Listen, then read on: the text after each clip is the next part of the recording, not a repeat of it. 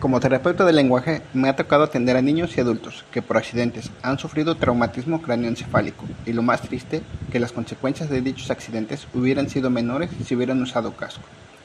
El traumatismo cráneoencefálico o traumatismo encefalocraneano es una de las lesiones más serias que pueden afectar al cerebro. Se produce cuando una fuerza externa, como un golpe o impacto, daña el tejido cerebral. Esta lesión puede causar secuelas tanto inmediatas como a largo plazo, afectando no solo el bienestar físico del paciente, sino también su salud mental y emocional. Las consecuencias de estas lesiones varían ampliamente según el grado de gravedad de la lesión, el área afectada del cerebro y la rapidez con la que se reciba tratamiento médico. Así pues, indaguemos en el traumatismo cráneoencefálico y sus principales consecuencias. ¿Qué es el traumatismo cráneoencefálico?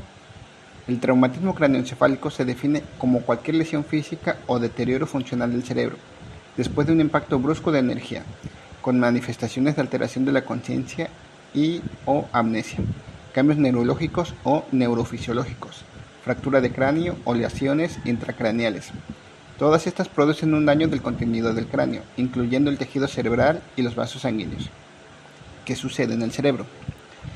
La neurona, célula altamente especializada, requiere un nivel de energía elevado y oxígeno. En el traumatismo cráneoencefálico no existe una adecuada disponibilidad de oxígeno. En este traumatismo encefalocraneano se produce un edema o inflación celular que altera el metabolismo neuronal. Como resultado, la célula se hincha y no puede realizar sus funciones adecuadamente. Así, si este ciclo no se interrumpe, dicho incremento en el líquido intracelular continuará hasta que se produzca una muerte celular. Como en el traumatismo encefalocraneano no existe una adecuada disponibilidad de oxígeno y hay una reducción de aporte energético, el calcio se acumula en el interior de la neurona. Y es que una de las principales funciones del ciclo del calcio en el interior de las neuronas es favorecer la conducción neural. Esto ocasiona que se liberen neurotransmisores. Sin embargo, estos ya no tienen un efecto favorecedor de la conducción neural, sino un efecto tóxico. Se liberan sustancias que no completan su ciclo, denominadas radicales libres, caracterizadas por ser muy inestables y causar la muerte celular. Consecuencias del traumatismo cráneoencefalocraneano. Los nutrientes principales del cerebro son el oxígeno y la glucosa. Lo cierto es que el cerebro es el tejido con menor tolerancia a la isquemia, interrupción del flujo sanguíneo, con un consumo de oxígeno del 20% del total corporal.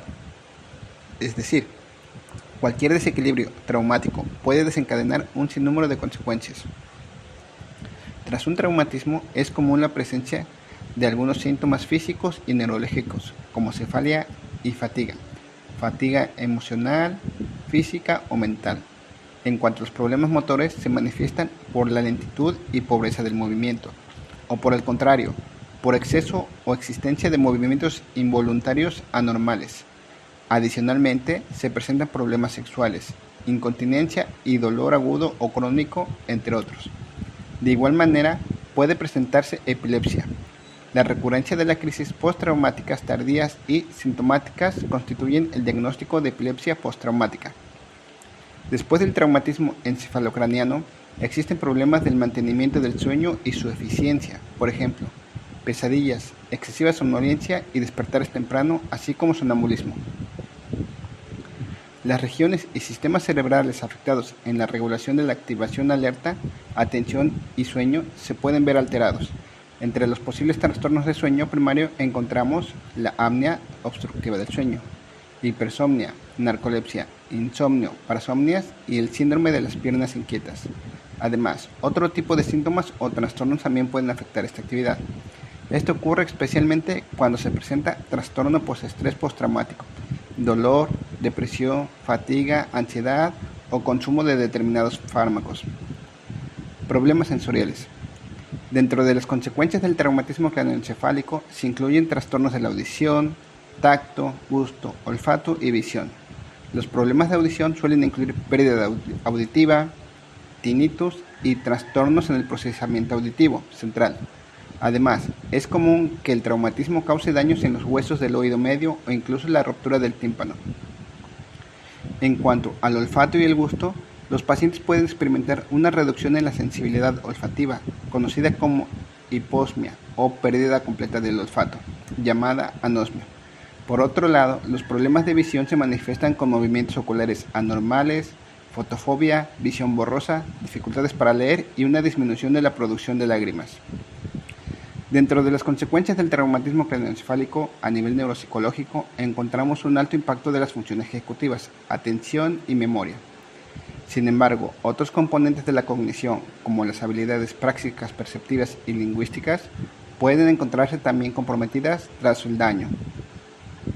Por su parte, la orientación, que incluye el reconocimiento de tiempo y lugar y persona, es clave para diagnosticar la amnesia postraumática en la fase aguda del traumatismo craneoencefálico. Su duración está vinculada a la gravedad de las secuelas cognitivas. En cuanto a la atención, los pacientes suelen volverse más distraídos y tienen dificultades para completar tareas, lo que afecta su desempeño diario. El lenguaje también se ve afectado, con problemas para hablar, afasia, articular palabras, disartría o realizar tareas como leer, alexia o escribir, agrafia. Además pueden presentar alteraciones en la entonación, aprosodia.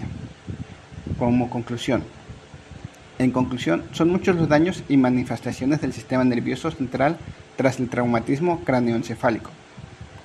Hemos mencionado algunas manifestaciones y sus consecuencias a nivel neurológico y su impacto en las neuronas, siguiendo una serie de daños primarios y posteriores secundarios. En consecuencia, se ocasionan lesiones vasculares y fracturas que afectan directamente al cerebro. Como resultado, estas producen secuelas tanto dentro como fuera, afectando la vida cotidiana de las personas que han padecido este evento ya de por sí traumático. Es por ello que se requieren terapias y valoraciones diagnósticas para favorecer la salud de una persona que haya padecido uno de estos tipos de accidentes.